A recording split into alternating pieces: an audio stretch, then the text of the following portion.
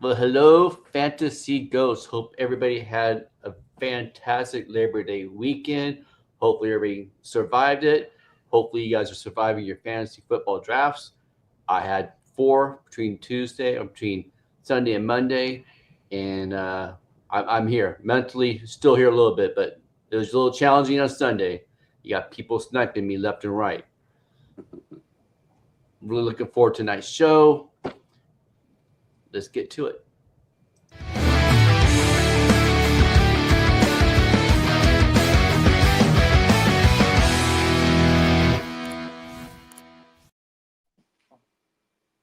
I forgot myself. Hope everybody's doing good. How you doing tonight, Jax? I'm doing good, man. Like I said, I'm rested. I'm powered back up. Had a good Labor Day weekend. Got to spend some time with some family. Not think about football a whole lot. I did have a couple drafts, but I wasn't dug into it like I normally am. So like I said, it was good to have a little break. And I'm ready for y'all guys now. Like y'all get JX off the rest of the season straight ball. And 17 we weeks. and we like that. We like that too, man. Yeah. Sunday, my two drafts on Sunday were just weird drafts, man. Part of the problem was I'm drafting with people that know me, that Hmm. are watch the show, so they know my tendencies. They evidently take notes of who I like. Yeah. So I was getting sniped, man, left and right. And one of the snipers, T sniper, was freaking our boy AB, and he said he knew he's doing like Thornton. He knew I was going to take him. Jaden Blue. He goes, I know I was going. I knew you're going to take him. I'm going to take him. We're not friends. Shoot. Yeah, that's what sucks about uh, drafting with the same people or the people that know you, man. Like Oh lordy. they know where typically you like to take those guys, and then it's like, oh, you reached on that guy because you know that he wasn't going to be there. Like you knew, like it sucks, but you know what? You gotta roll with it. Hey, before we get started talking waivers here, hey, we need to remind everybody, please help us get to 500 subs. We're about 45 shy right now. Help us get there. We got big plans coming ahead. We got some stuff in the works right now too to for all the goats. Let's get to it, man. Let's talk some waivers. For sure. I mean, who we want to go with first? I mean, I'll bring up the most obvious one. I mean, Ollie Gordon should be on your roster right now. Ollie Gordon is something that I've been kind of preaching all off season as well. Um, he has his own standalone value, whether Devon A Chain is playing or not. We've already seen Miami, have a strong two-headed backfield before with him and Mostert. Mm-hmm. It could absolutely remain the same. What Devon A Chain is not great at is within that 5 to 10 yard range to the end zone. And that's what Ollie Gordon can, fill in that void. He's not small like Achan. He's big, he's strong. Former Doak Walker Award winner, knows how to score touchdowns. I love Ollie Gordon. I know he was almost 90% available at one point in time. I know that's probably changed a whole lot, Yeah, but 90% still in leagues. yeah, but like that should change definitely by week one. And like I said, if he's available in your league, you can find some place to stash him. Yeah, and plus one thing too that I was thinking about today when I was looking over names and stuff is Devon A Chain is hurt. Jalen Mhm. Wright is hurt. There is could be a clear course for him to be wide or running back one, especially because both of them are dealing with or A Chain's dealing with a soft tissue injury and Jalen Wright's dealing with an ankle. Am I correct? Or are they both dealing with the soft tissue injury? Jalen Wright. Oh man, I know it's. I can't remember if it's an ankle or not, but I mean he's going to be out for a few weeks. I think he even had surgery. Yeah, Um, I yeah, mean high ankle honestly, sprain. yeah. I mean in my opinion, I mean aside from the injury, it felt like Ali Gordon was already going to be taking that number two spot just by the preseason he had Yeah, too. He had an excellent preseason. I mean yeah. every time he touched the ball, it was like an explosive play. Like I said, he's just a talented dude.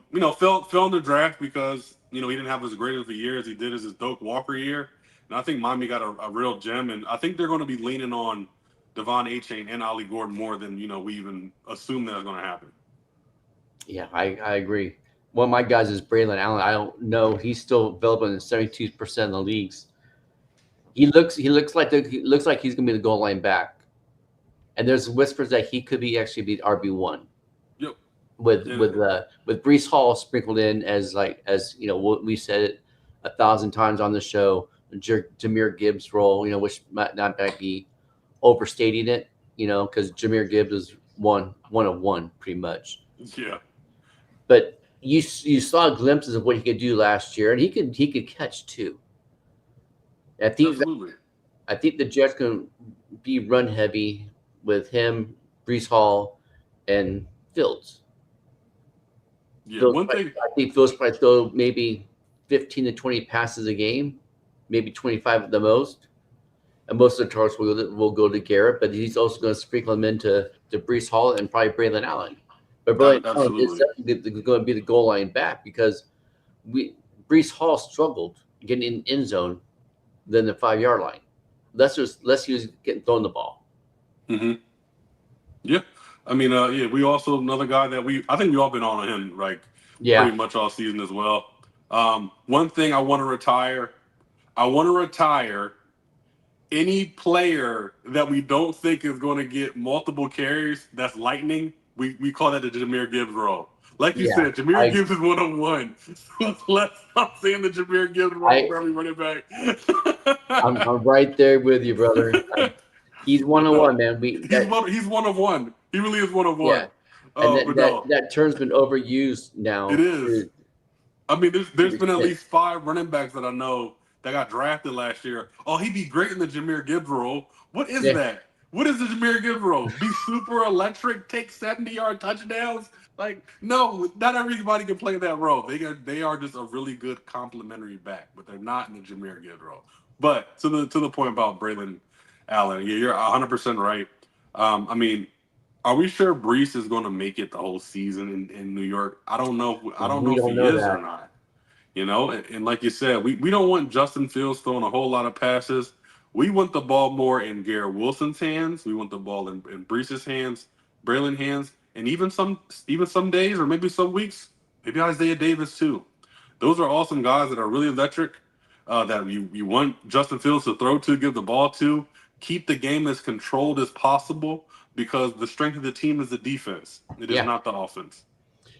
Yeah. And then what you think about it, look at like one of the teams like the Cowboys. Their running back room isn't the best. So if they're struggling by the trade deadline, and Jerry Jones has already said, who's to say that I'm not going to use some of these ones in season to better our team? Exactly. So that can happen, and then that would open the floodgates for Braylon Allen. Then people better be picking up Isaiah Davis? Isaiah Davis, yep. Yeah, because then you have the same Isaiah Davis is lesser version of Brees Hall. Yeah. Do you have any other running backs? Any other running backs that I'm really one guy that I really like, who I think is a really nice handcuff to pick up is Emmanuel Wilson for the Packers.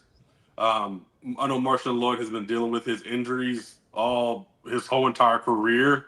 Yeah, his whole career he's been dealing with injuries. Marshawn Lloyd. But in the time that Emmanuel Wilson was able to get some touches last year away from Jacobs, he looked really good. I can't remember exactly, but I just know he had a lot of good couple games. And if anything were to happen with Josh Jacobs, I think you have a really nice RB2 there.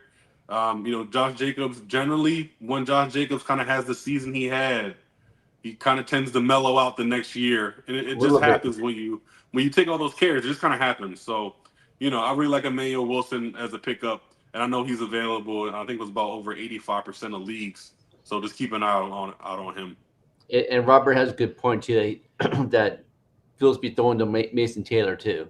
Oh, absolutely. Because they really don't have Josh Reynolds and then Arian Smith, but Arian Smith really hasn't been anything said through preseason or an offseason about him. So Yeah, Mason Yeah. Taylor is one of my dark horses to finish top 10 in Yeah. in fantasy as far as tight end position. And it just goes back to, I always look at the quarterback's best year. So Fields' best year, he was able to, of course, be QB6 himself, but he also carried wide receiver 6 and DJ Moore that year. And he had Cole Kmet, who finished top 10 that year as well. So I believe Mason Taylor is the second best receiver on the team.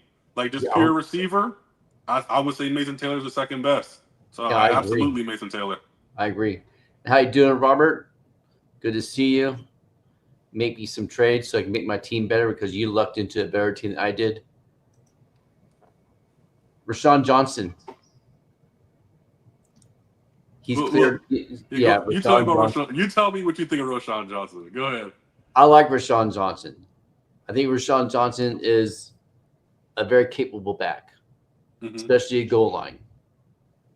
Right now, he's dealing with a bit of foot injury, but he's somebody that I would definitely handcuff, especially just in case DeAndre Swift starts to falter a little bit because Rashawn Johnson is a better runner than he is a catcher. Swift is a better catcher than a runner. Rashawn Johnson is more efficient as a runner than Swift is. And he's available in 90% of the leagues. He's locked down. He seems locked down the passing down and red zone work for the Bears. So that's somebody I'm definitely. I have on a couple of my teams, but I'm definitely going to roster because it doesn't hurt. It doesn't hurt at all. Now, see, Roshan for me is somebody I'm teetering on. Mm-hmm. Like I think I'm teetering on. I'll probably miss out on this one because I do want to see it. I want to see it first. I don't believe that Ben Johnson is going to run that 2-back system like he did in Detroit. No. I know it fits. Like it fits. Like, oh yeah, Roshan's the power and DeAndre Swift's the the lightning or the quick guy. But I just don't think it's that same type of caliber back in Chicago's backfield. No. I think we might see more creativity out of Ben Johnson than we ever did before. I think we might see some DJ Moore in the backfield. I think we might see Luther Bird in the backfield. I think, of course, Swift's going to be back there, but he's going to be doing so many different things.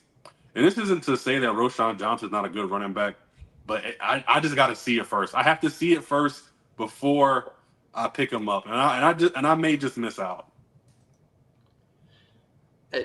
If you miss out, I'm pretty sure you have a strong enough team that you're not going to miss out too much. If you're not getting them. What about wide receivers? Wide receivers. Well, first off, I should say, I think a great stash candidate is Jalen Coker. Jalen Coker is on IR right now. Great IR stash. I know they just picked up Hunter Renfrow to kind of fill into that slot duty, but I mean, man, like that's to kind of tell people what kind of role Jalen Coker was going to have on this team. Because as soon as they found out Coker was hurt, they're like, "Oh, dang, we gotta hurry up and get the next available slot guy that knows the offense." And I really think Jalen Coker will have a real big opportunity this year. And I just think that when he comes back, hopefully he comes back, 100% healthy, and he can kind of hit the ground running and be that reliable threat for Bryce Young. What do you think about Hunter Renfrow? Because there's a lot of positive talk coming out of camp with him. He is one of the best slot receivers at one time until he got diverted. Anyway, he got sick. Yeah. No, yeah, I know he was dealing. I know he had that one great season. I know. Did he finish? Can't remember. He finished top 15 or top 10 in one of those seasons. And everyone third or Renfrow. We knew that like it was it was on a T-shirt or something. Third or Renfrow. But I don't know. In a really deep league, I would go Hunter Renfrow, but I don't know if I'm willing to pick up Hunter Renfrow at this time. Yeah, and Jason, what do you think? Rashawn Johnson's going to have a bigger role than people think? Is that who you're saying? Let us know. Let us know if it's Rashawn Johnson you're talking about. Marquise Brown. I was thinking. Yeah, go ahead. 84% available right now. He's going to be the one that's going to be moving into Rashee Rice's spot in between, Xavier Worthy and him, and now with Royals hurt, and they're being very cautious with Royals. All I'm hearing and reading is knee tendonitis, which that name that scares the crap out of me. We hear knee tendonitis, and you know why too, because you're a Rams fan. Yeah. So that's like, whoa. Those are just bad words for me to read or anything. So Hollywood Brown is going to have a nice role. Mm-hmm. I do think, and we talked about this, I think they're going to split Bashard Smith out too. But Bashard Smith, people, if he's available, pick him up too. Absolutely. Yeah, pick him up too. But he's got a nice role. He never got on track last year because he got hurt. And by the time he got back, the wide receiver was so muddled with everybody and their brothers playing wide receiver and going out for passes and stuff. So I think now he has a legit role that he could help carry the team for 6 games until Rashee Rice comes back. Are you afraid that maybe, just maybe, it could turn into almost like a Packers situation there in Kansas City? Yep. That's what kind of scares me about it. Just the inability to predict where the ball's going to go. I wouldn't be surprised with or without Rashee Rice. This is saying, we see like the highest targets percentage guy being like 18%. Because he, like, Pat does have so many weapons. Yeah. Like, he has so many weapons. Like Marquise Brown, Hollywood Brown. I mean, you said that name, and I'm like, man, he's like target number 4. That's crazy. But he's really good. But he has Xavier Worthy, he has Rashee Rice, he has Travis Kelce, he has like you Juju. said, Juju, Brashard Smith. Juju's gonna be sprinkled in here and there in between Xavier Worthy and Brown. Yeah, I mean, also one of my favorites, Noah Gray, also available. Yeah. I mean, you just never know what's really going to happen there. Listen, I'll be pretty cautious too. I will be waiting and watching. But I think he's definitely a stash though. He's definitely worth a stash if your roster is, very light at the bottom. Mm-hmm.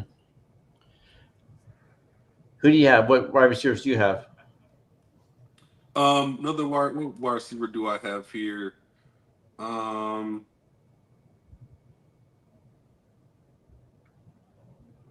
know one that was available. Josh Palmer for the Buffalo Bills. Yeah, that's one of the guys. Now, with Gabe Davis being signed to Buffalo now, is that going to hurt him? And do you think Gabe Davis might be the better pickup here now? Yeah, that's actually a good question. Thank you. Yeah, familiarity, really helps in these situations. Mm-hmm. Like, hey, buddy, remember me, Josh? Remember what we did in that AFC Championship game? You threw me 4 touchdown passes. Remember, buddy? Remember that? Oh man, I would like to think so.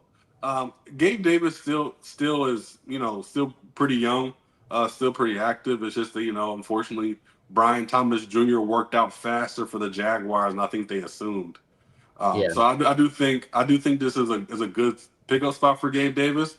But the question for me is week 1 a good pickup spot? Right. So with that, I would say I would wait maybe after week 2. Mm-hmm. Keep an eye on it. Just keep an eye on it. But if your team is, if your bench is looking like might be kind of weak, then grab him. But I would wait at least 2 weeks to see what happens. For sure. I still think most of the passes for Buffalo will go through Shakira and Keon Coleman. Mm-hmm. And then Palmer too. But But Palmer and Gabe Davis are pretty much the same kind of wide receiver. You know. They kind of have three of the same guy, right? Yeah. Gabe Davis. I would consider Gabe Davis, Josh Palmer, and Keon Coleman, around the same guy. So yeah, I mean, like I said, I would wait a little bit, see how that unfolds, and then strike is probably you might strike a week quicker than you want to, Yeah. but I would definitely hold out a little bit. It's always starting to do that a week quicker because otherwise you might be paying too much fab. You know, you might get them cheaper. If you do a fab money, just don't put $50 down on them or something like that. Just put $5 or $10. You know, be conservative. Be conservative, gentlemen. Christian Kirk is surprisingly available still in 70% of the leagues. Yeah. And he's declared number 2 receiver on that team. Yeah, and that's what we're hearing too, right? You know, he really is cementing himself as the other guy to Nico Collins. I was watching Steve Smith today talk about wide receivers, and he said something that stuck out to him about one of the executives he talked to about the Houston Texans was how competitive that wide receiver room was. And he's like, wait, well, Tank Dell's not there, so who's competing? He said all them guys are competing. He said, between Christian Kirk, Jaden Higgins, Jalen Noel, Xavier Hutchinson. He said all them dudes are really getting after it. And he said the one that's been really impressive is Christian Kirk. Like I said, also said on that show, what has held back Christian Kirk even when he was with the Jaguars? Injuries. That's it. Yeah. Injuries. For as long as he stays healthy, he's going to be a viable option for that offense. He's a viable option. He's viable for Arizona for a little bit, and then very viable. It's going to open up the game for him too. I mean, it's going to open up the passing game for Stroud. What about tight ends? Tight ends. Oh, well, I got some tight ends. I think. Stick with the Jaguars. Bretton Strange. Mm-hmm. Bretton Strange is somebody you should be either drafting late. If you still have drafts, please pick up Bretton Strange late. But also a great waiver wire pickup. Trevor Lawrence loves to get the ball to the people that's closest to him. He has shown that within the tight end finishes, the wide receiver finishes.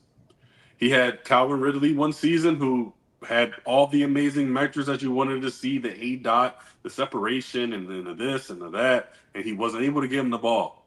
The guys he was getting the ball to were Christian Kirk and Evan Ingram. Okay, so explain to the goats what you mean by the people closest to him. So, of course, the closest to the line of scrimmage. Okay. So the tight end is close to the line of scrimmage, and the slot's the closest to the line of scrimmage. That's where he favors throwing the football to. With Bretton Strange, something that really kind of put me onto him just here recently. Bretton Strange was picked in the 2nd round. Did you know that? What? Yes, exactly. Damn. Bretton Strange, yes. He was picked in the 2nd round. I'm like, oh, so this isn't like something that just kind of sprung upon them. Yeah. They expected him to be really good. So that draft capital, and them, actually they let Evan Ingram go. It's not like Evan Ingram aged out or no, Evan Ingram still has good years of football in him, but they said, no, we're going to let you go, and we're going to go with the 2nd round pick that we drafted because when you were hurt last year, he played really good for us. Yes, he did, man. And we're going to move forward. So, like I said, with the draft capital, with what we already seen, I need you guys, if you don't have a tight end, if you are questioning your tight end, please pick up Bretton Strange. He's available. Hold on, I want to make sure I have it right. He's only rostered as far as sleeper 28%. So you have a 72% chance of still getting him if you still have a spot in your roster and you need to look at a tight end. How you doing, Mel? Perfect timing, Mel. We were talking about tight ends, your favorite position, right? Hope you're doing good. You killed the draft on Sunday too. Killed it.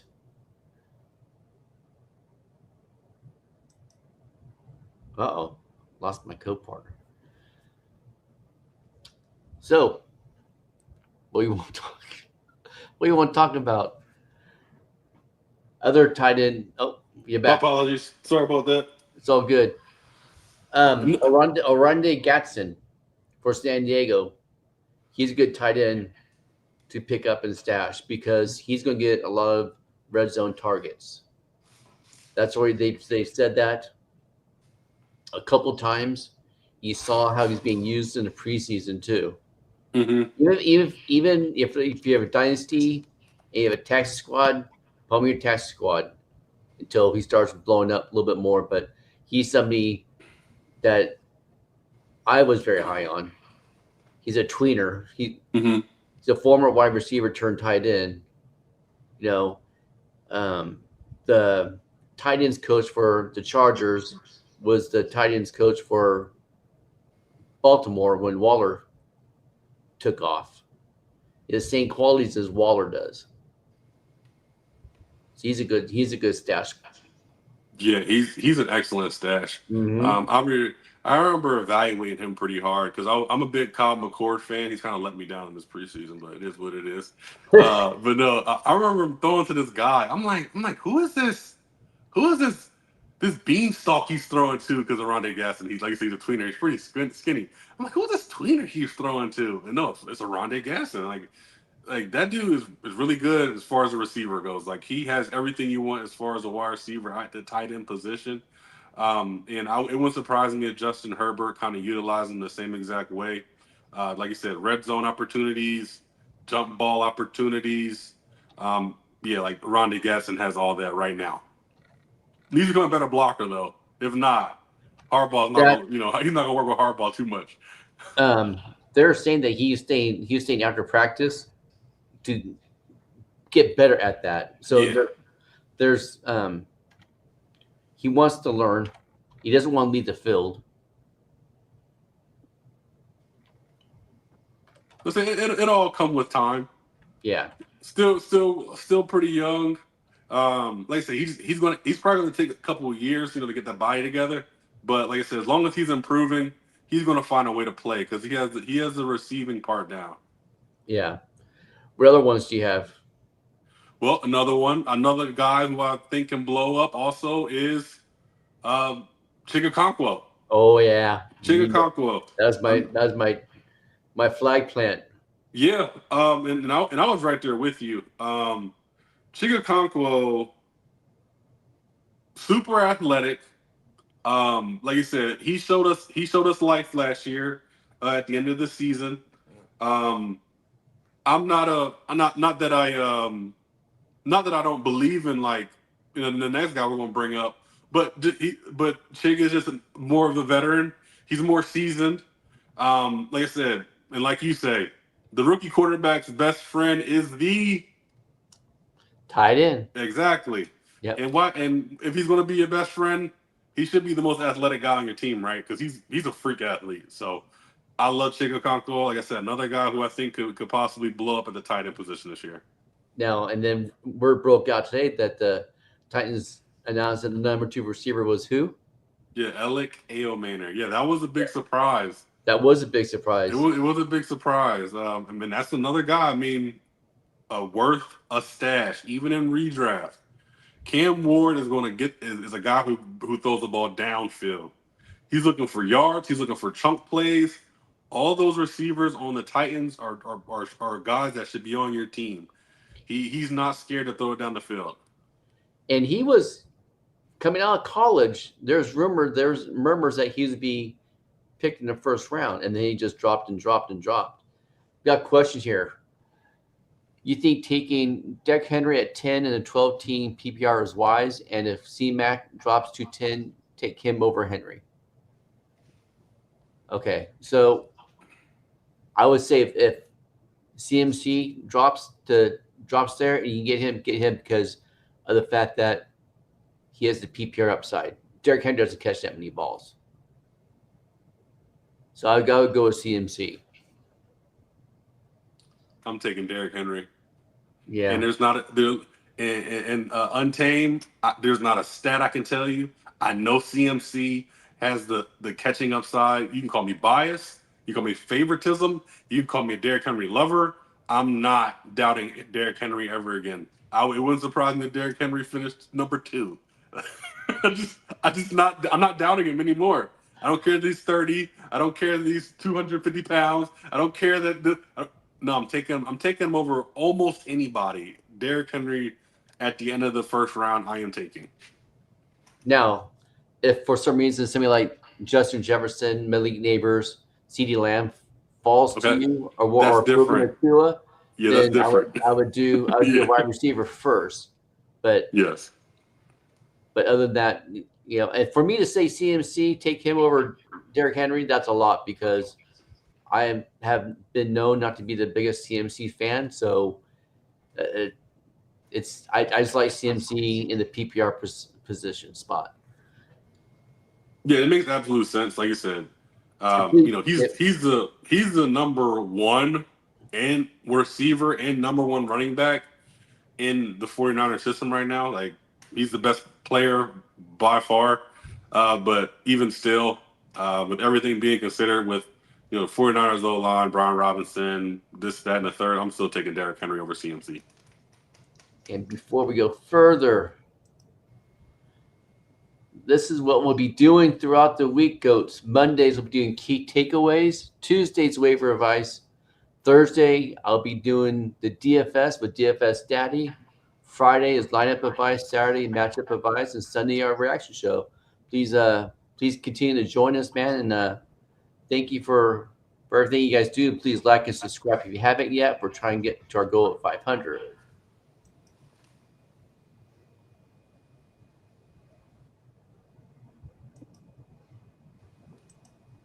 Okay. I didn't mess that up. I'm kind of surprised. We're missing our shepherd tonight. So what about Terrence Ferguson? Oh, do we want the biased response or do we want the real life response? The unbiased. The unbiased response, right? Yeah. Because I'm over the moon right now for Terrence Ferguson. I haven't seen a tight end. I haven't seen a tight end this athletic play on the Rams, and I can't even tell you how long. Tyler Higbee's been our tight end for so long. I mean, it's just that's what I know. But Terrence Ferguson is someone I'm watching. Terrence Ferguson, I'm watching. I'm just not ready to commit yet. Dynasty, yeah, I'm all over him. I'm all over Terrence Ferguson. But in redraft, I'm gonna just have to wait it out and see how they use him. Yeah, that's right. And I said, not gonna lie, if C-Mac drops a 10, I have a mini heart attack before I click draft. I can understand that. I was drafting in the 7th spot, and Jahmyr Gibbs fell to me. I was about to crap my pants because I was surprised about, especially the people that are going in front of him. It's like, okay, that's all cool. It's all good. The Frogs, how you doing, brother? Hope you had a nice Labor Day weekend. You got Lamb and Neighbors picking from the 6th spot. What? What? Wait, are you in a 6-man league? Are we alive?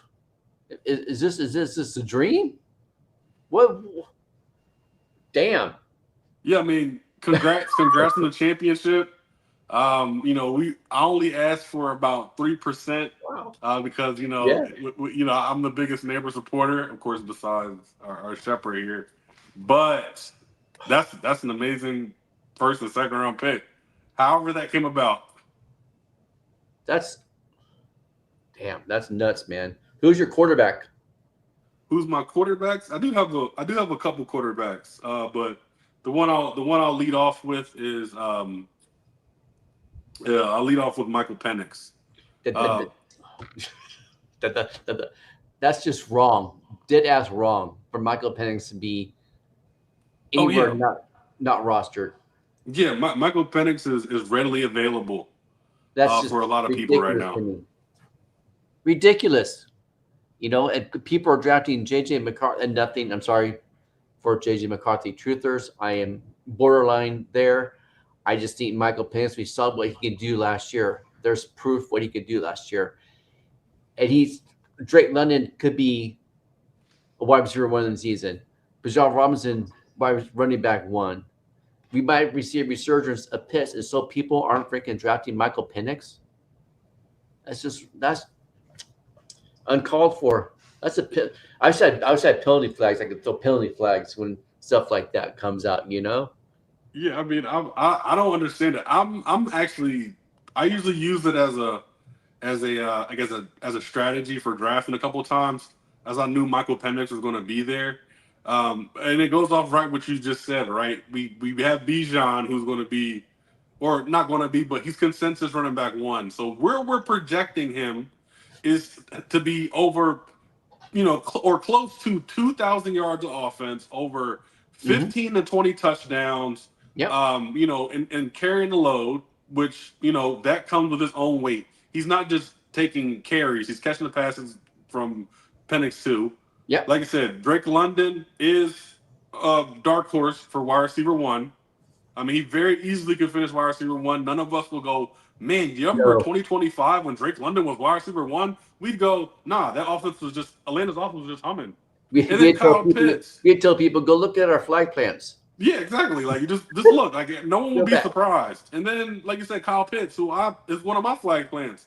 Yeah. I'm not giving up on Kyle Pitts. Too athletic, too big, too strong, too fast. And what he's a great deep ball threat at tight end. Yeah. And Michael Penix throws a great deep ball. Yes. Yes, he does. He can have some seriously big games that carry you at the tight end position for weeks. If Kyle Pitts had a 30-point week, he would be a tight end 3 for 4 weeks straight, and he had to catch another pass. That's how the tight end position is. There's no consistency. No. So I mean, Kyle Pitts could literally just eat 1 week and be there. And with all that being said, it's like, oh well, who's throwing them the ball? I feel like people just go, well, there must be like a jugs machine out there that's giving them all the ball. No, it's Michael Penix. That's who's giving them the ball. Let's put this in perspective really quick, and we'll get to Tron's question. Michael Penix elevated Jalen Polk, McMillan, and Adonze, especially Polk, to be a second-round draft choice. That's all. That was him. He elevated them. He elevates players. That's what he does. That's what and plus you do have little rushing upside because he can't run. He hits 4 or 5 speed. He just chooses not to. He'll pick his poison. He's smart. He does run fast, but yeah, it's crazy he doesn't want to do that anymore. No. But I mean, also, you were talking about all the players he elevated. Were you guys there for this weekend when Alabama got their butts kicked? I'm thinking he might elevate the coach too. Yeah. Listen, the last time Kalen DeBoer, was in elite status when he was coaching Michael Penix at Washington. So it might be Michael Penix elevating the coach too. We don't know. All right. Someone offered Tron Chuba, Myers, and Diggs for CMC in Hollywood. He also has Kamara. Would you entertain this? I would entertain the hell out of this. Yeah, I would as well. Yep. I would entertain. That's solid. Yeah. I'm a big fan of Chuba. So, I mean, that's one reason why I love the trade. But getting Myers and Tron, you are being offered Chuba, Myers, and Diggs, right? Yeah. Okay, so yeah, I mean, I would definitely look into that trade. I would definitely do that trade.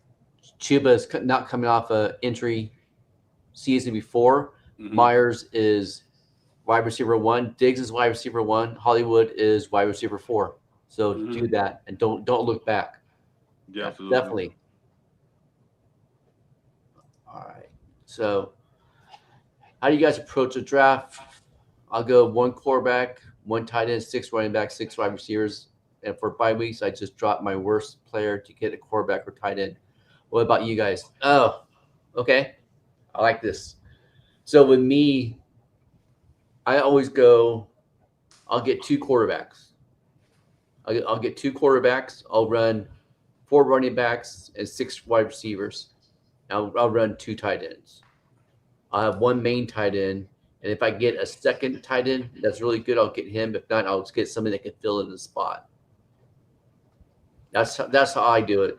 And a lot of times I'll start my drafts either running back heavy or wide receiver heavy, and then wait till the 6th or 7th round to get a quarterback. Sometimes I'll go quarterback, tight end, because you can get a good tight end and a good quarterback later in the rounds and stuff. And you can get 2 good quarterbacks actually. One in the 7th round and one in the 9th or 10th round. You get Penix in the 10th round. Yeah, man, you get later than So that. yeah. But that's kind of how that's a little bit how I approach things. For me, like you said, I generally 80% of the time am going heavy running back. There's just a lot of weight in having those top 12 guys. I like having those top 12 guys, unless value depicts another way. But I like having those 2 running backs. From there, I just let the value lie. Wherever the value lies is where it's at. And Yeah. I'm always waiting on quarterback. No disrespect to Josh Allen and Patrick Mahomes and all the big names, but to me, they're just not work. There's not a big enough port differential for me to take Josh Allen early when I could take the risk on, Kyler, Caleb Williams, Jordan Love, Michael Penix, like in later rounds. I mean, the value at the end of the draft. Of course, there's running back and wide receiver dart throws, but at the end of the draft, you could really find gold at quarterback and tight end. So my rules are always take your running backs early, wait on the tight end, and wait on the quarterback. Yeah. And, yeah. I have a home league. Is ESPN. It's a two quarterback league, right? So I'll always get 3 quarterbacks. I got Prescott in the 8th round. And I got Penix in the 10th round, and I got Bryce Young. Wow. Bryce Young in the 15th round. Wow. Yeah. So you can wait. Yeah, you can definitely wait. Don't freak out. Yeah, don't freak out. Don't freak out. And you know what? And that happens because it's happened to me before. But the more drafts I've done, and the more drafts I've done, and the more years you play fantasy football, you'll learn to just kind of chill. I'm a former Marine, right? So I'll just adapt, overcome, improvise. Just stay the course, because you can get the value at quarterback and tight end. You can get Evan Ingram and Tyler Warren in the between 8th and the 10th round. You get Chig later on than that too, and Brenton Strange too. So just get the value first, and then pick your poison. Because there's really not too much of a fall off between the Josh Allens, the Jaden Daniels, and the Hurts to the Dak Prescotts and them. So, all right. Let me just see here really quick. Last year we had what was it? Joe. Well, yeah, Joe last year was what? 8th round pick. Last year. Who? Joe Burrow. Yeah. Yeah, he was 8th round pick, 9th round pick. People were scared about the thumb, the calf, and is he going to be Joe Burrow? Is he going to be the same? 8th round pick. Baker Mayfield last year. What was he? Was Baker Mayfield even top 12 rounds last year? I don't want to say he was. I can't remember. He wasn't very high. He wasn't very high, and I want to say there was one more that was really high that was drafted really low but finished really high. I can't think of what it is, but you're going to find Baker Mayfields and Dak Prescott's and Joe Burrows all over the place every single year. I have no problem on people taking the flashy quarterbacks up top. No, not at all. Wait. You can just wait. You can wait. It's fine. I got Jaden Daniels in the 4th round in the draft this week. Yeah. So he was there. So I'm not where everything else is going in that draft. I'm not going to freaking say no to that. All right. So better ask for Chuba or Kamara in the CMC trade, and I can likely ask for any 2 of these wide receivers to be included. Which 2 should I request? Not Judy. Shoot, if you get Golden and Diggs or Golden and Myers, do it. And Kamara, Kamara gives you the pass receiving upgrade. Yeah, I'm a big fan of Kamara, so. So yeah, so I do. I agree. But I like Chuba though. I like Chuba a whole lot. I like Chuba a whole lot. Chuba is very underrated. 4.8 yards per carry last year, so he's efficient. So he's very efficient with his carries. Chuba also has the best guard center guard combo as far as run blocking right now. So I take that into consideration as well. And they're going to lean on him. They're going to have to lean on him to make that offense work. You have to lean on the running back. So I mean, I like Chuba. I like Kamara, but I like Kamara for what he's going to be later, not currently what he is now. Right. So I would definitely push for Chuba, and like for two of these receivers to be included. Which I'd probably go Golden and Myers, just because Diggs is coming off the ACL. But either Golden and Diggs or Golden and Myers. I'm going with Diggs and I'll probably go Diggs and Myers too. Those are just the two safest to me. Another wide receiver I like to talk about here in a second, but Judy, I think Judy's going to be a part of it, but I don't think he's the biggest part of that team right now. Olave, a bigger part than Judy. Yeah, Olave. We know about the injuries. We know we're scared every time he catches the football, and Matt Golden. I'm kind of in between. I'm just not a fan of any Packer receiver at all. So that's why I don't like Golden. All right. Bo Nix and Drake May, would you drop May for Penix? I would drop Drake May in an absolute second for Penix. Yep. Absolutely. Yep. Second. It's a whole better offensive system. Yeah, and that's what it comes down to. And Penix has played it already. Drake May is still learning Josh McDaniels' system, and that system's a little bit not hectic, but hard for quarterbacks to understand. I think Drake May's gonna be good, but yeah, I'd definitely drop Penix. I mean, I'd drop May for Penix. Yeah, definitely. I wouldn't drop Bo Nix, but yeah, May definitely. Yeah, Penix is the best. Penix is the best quarterback 2 you can get. He is. He's just the best quarterback 2 you can get. So I'll definitely take Penix. Our shepherd got Genty and London at the 1-2 turn. Nice. All right. Any other quarterbacks? Genty. When did he start picking Genty? Even on 1-2 turn, I never thought I'd see Genty. We're going to be getting exotic. We're getting exotic now. I haven't heard him say GT's name one time, except for "I'm not picking." Yeah, that's the only time I've heard him say GT. I picked him over Neighbors one time, and he threatened to kick me off the show. Exactly. I'll have to check on his health when we get done. What's up, Frosty? How you doing, brother? All right. Go ahead. Well, I like this question. Yeah. Should I play this week? Packers, Bengals, or not Bengals? Yeah, not Bengals. Why you have the Bengals as a defense? As an option. That's not a good option for us. No. Toss them. Who do the Packers play this week? I don't know. Versus. At Lions. Oh no, I'm fading the Packers. And then we have the Niners.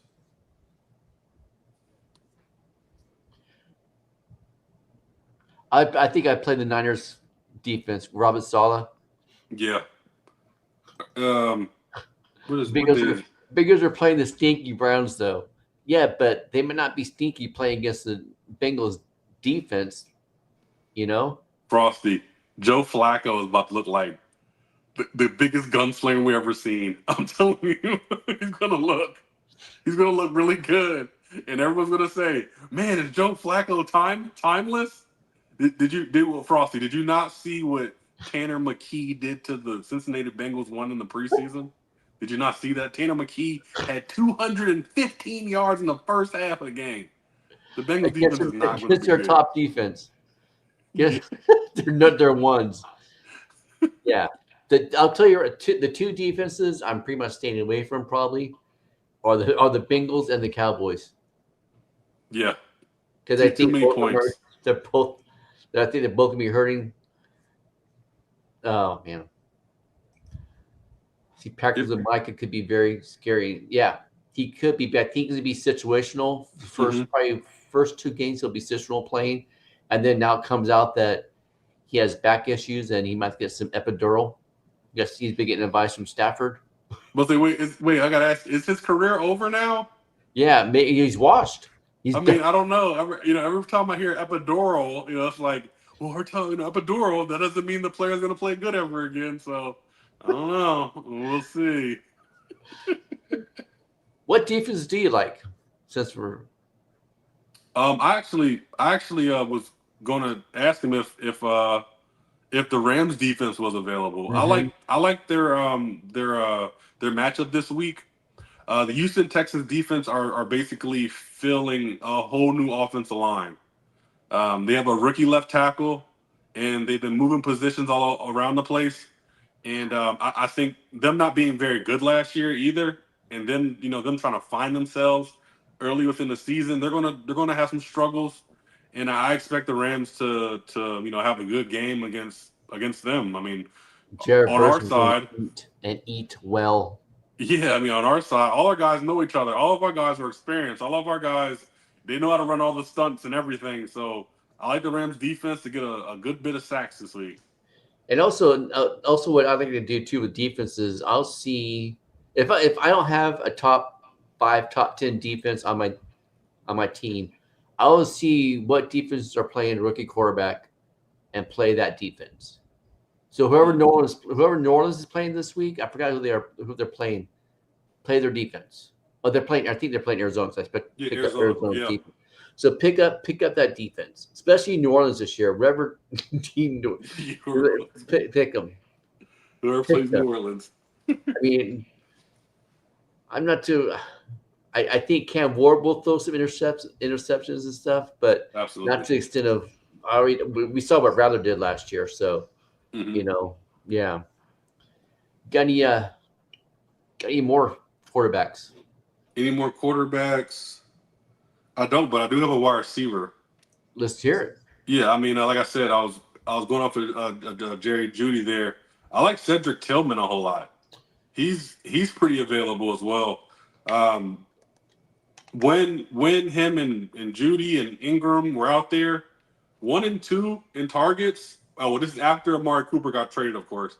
After Amari Cooper got traded, Cedric Tillman took over between 9 to 12 targets a game. Jerry Jeudy was filling in, and then it was also David Njoku. So the status was Tillman, Njoku, Jeudy. That's how it went. So you have a potential wide receiver 1 that is on waivers, potentially. What's funny is in one of my ID, the Rhinos Rebels IDP league, Superflex league, I drafted Tillman, and then right after I drafted Flacco. Mm-hmm. And I just felt all dirty because it didn't seem right to me for me to be doing. But hey, he was there, and that was the best available in my opinion. Like I think he was on the way to being wide receiver 1 for them last year. Absolutely, and then he got hurt. Absolutely. Like I said, also only 33% rostered in sleeper leagues right now. So I mean, he should absolutely be right there for you. But like I said, last year, 11 targets, 9 targets, 12 targets. Right when Amari Cooper got traded, 8 catches, 80 yards, 99 yards, 2 touchdowns, 75 yards, 1 touchdown. Even when they lost games, 8 targets. Like the production's there. Like if a concussion, this is the only thing that does scare me though. He had a concussion and he was out for 1, 2, 3, 4, 5, 6 weeks. He's out for 6 weeks with 1 concussion. That does worry me a little bit, but I'm still willing to take the opportunity, to take a chance on him. He's something that's good for your bench. That when your one wide receiver is on a bye week, you put him in, and he's serviceable. Do we see Ollie Gordon being productive? Absolutely, Frosty. I don't think so. Oh no. He has no. He's horrible. I don't know why they drafted him. No, Frosty. Yeah. We were just talking about Ollie Gordon. Like I said, I think Ollie Gordon has standalone value whether Devon A-Chain's there or not. Ollie Gordon gives you production in ways that A-Chain can't. A-Chain is not very great within 5 yards or 10 yards of the end zone, and Ollie Gordon is. He's ginormous. He's big. He's a big guy. He's built to be a bruiser. That's something that the Dolphins don't have. They thought they had it with Jalen Wright, but they have it with Ollie Gordon. And 2 years ago, Miami showed us that they can support two high-level running backs. Mm-hmm. Raheem Mostert finished top 5, and Devon A-Chain finished right there behind him. I think with running back 7. So I mean, it can happen. Miami can produce 2 running backs. And plus, he has 2 running backs in front of him. Well, Jalen Wright's behind him now, that are injured and are injury prone. Exactly. So it's like we said at the very beginning of the show, we were talking about he very well could end up being RB1 for this team by mid season because he's that good. He's very good. Very good. I think that's it. I'm gonna do. I got one more question for you. Oh, go ahead. All right, one more time, Goats. We are in season now. No more off season. No more flag plans. No more tiers. Nothing. We are full force now. Mondays, key takeaways. Tuesday, waiver advice. Thursdays, DFS with me and DFS Daddy. Friday, lineup advice. Saturday, matchup advice, and Sunday reaction show. Please join us. Please like and subscribe. We're trying to get to 500. And what? I'm getting used to it. I'm learning it. I'm learning it. What other receiver do you have? No, I haven't one receiver. I just had a question there for you. So, Okay. there's been some depth charts out here this week. Are you reading it, or are you just avoiding them? The depth chart updates we've gotten so far. I look at it, but I have my own opinions because I don't trust them. I trust.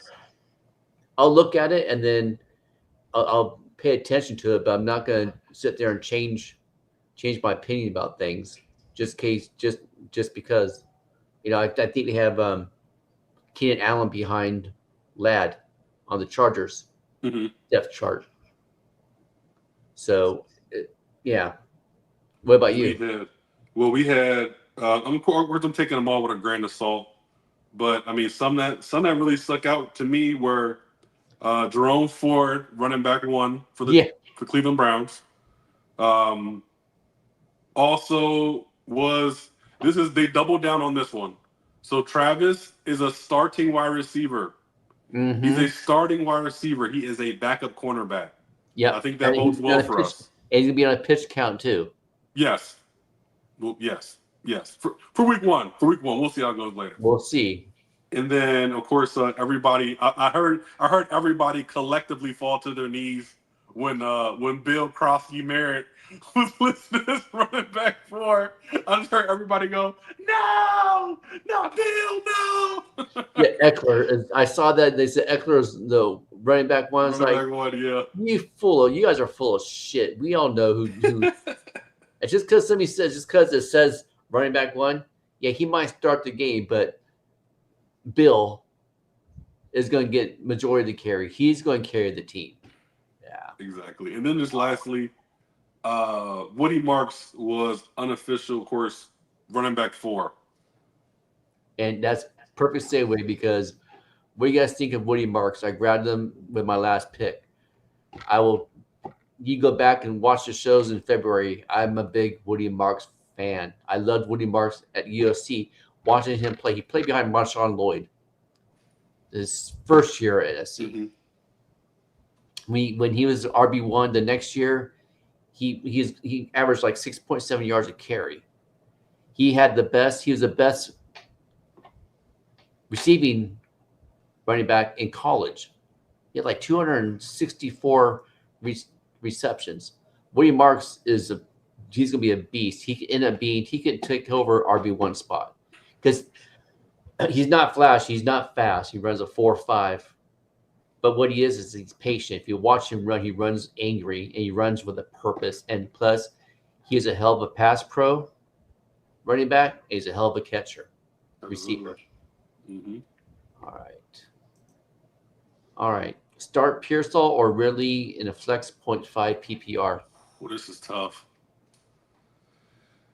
Against who we have the Seahawks at the 49ers, right? Or 49ers the Seahawks.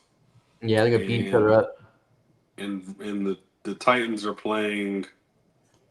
Oh goodness, who are the Titans playing? Who are the Titans playing?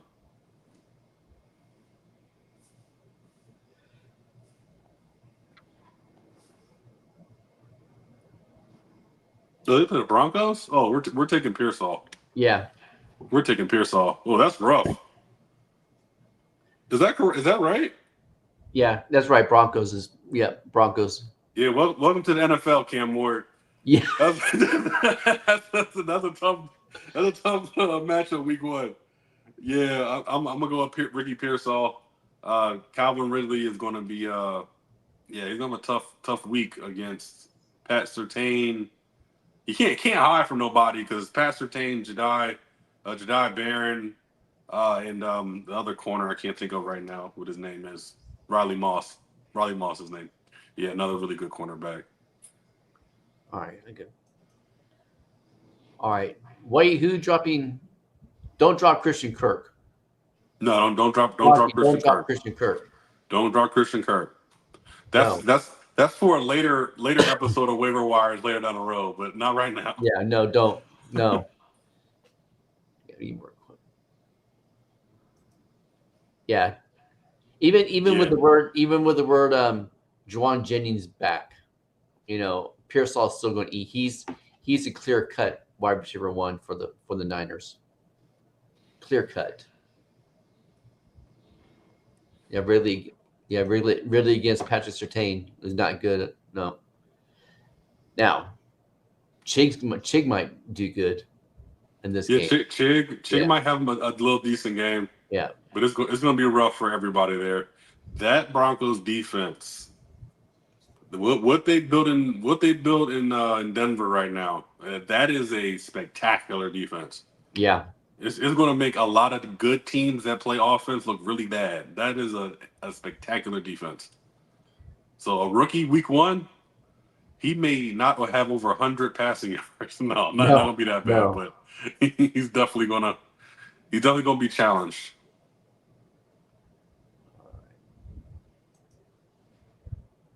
Go to my other question. What you got, Frosty? Oh, okay. Sorry. So I have Austin Eckler and Jalen Warren on my bench. Should I play either of them over Pacheco? No. And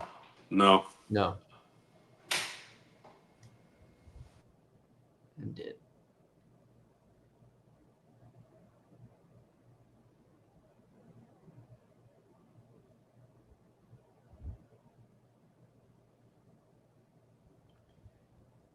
Did we get that? Did we get the question that you're asking, Frosty? If not, to put it back in. Sorry, I'm handling 2 things here, with the shepherd being gone. Any more questions from anybody? Oh, we start. Okay. You start Waddle or Pearsall at the flex. Okay, Waddle has the Colts this week, or Pearsall against the Seahawks. I would start Waddle. Yeah, I'm thinking Waddle too. Yeah. I think Seattle has a better defense. I mean, of course they have a really good defense, but I think they're going to be better in coverage this year, I should say. I'm taking Waddle. I'm taking Waddle, definitely. Well, that's it, folks. Man, please join me. I'll be with DFS Daddy AG on Thursday, doing a DFS show, and then Friday lineup advice. And just continue to be with us, help us. We're trying to get to 500. Or if Jennings is Pearsall is a must start anyways. Yeah, either way. Even if Jennings is playing Pearsall is a must start. Very much so. I mean, proof was in the pudding, right? You saw what the connection was last year towards the year when everybody was hurt. It was just him and just Purdy and Pearsall. So yeah, and you're welcome. All right, man. That's it. Be the difference. Make a difference. Stay blessed, everybody. Go Ollie Gordon. Go Have a good Ollie night. Gordon. Peace out.